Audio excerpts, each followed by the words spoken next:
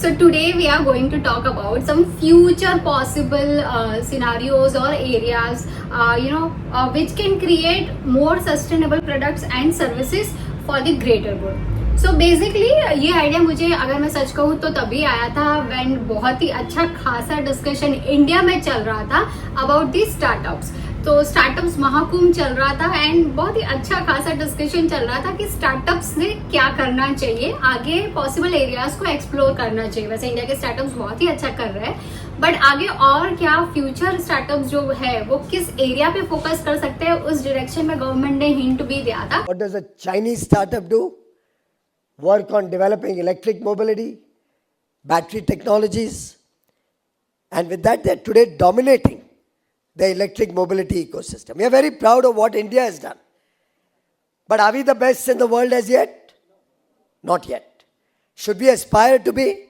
You all are the sculptors of New India. You have to make Viksit Bharat 2047 happen. We'll need to go global. We'll need to think big. We'll need to be ambitious. We'll need to experiment. We'll need to go beyond the boundaries of our own thinking. Let's not limit ourselves. विश्वव्यापी और international scale का भारत की पहचान बनानी है.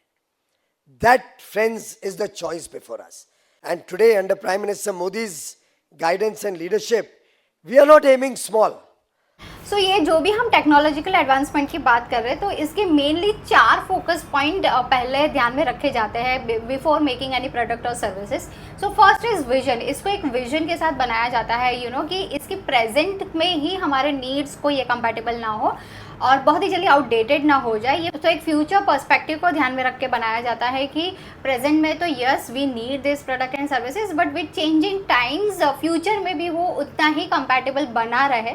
सो mainly वो future focused product और services होता है जिसको आज में तैयार किया जाता है. द सेकेंड इज दैट ये सस्टेनेबल होना बहुत ज़रूरी है. Sustainable product and services is the need of the our.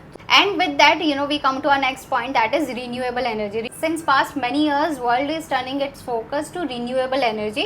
So renewable energy को जितना ज़्यादा से ज़्यादा यूज़ करके हम कोई भी प्रोडक्ट या सर्विसेज बनाएंगे तो वो सस्टेनेबल होगा.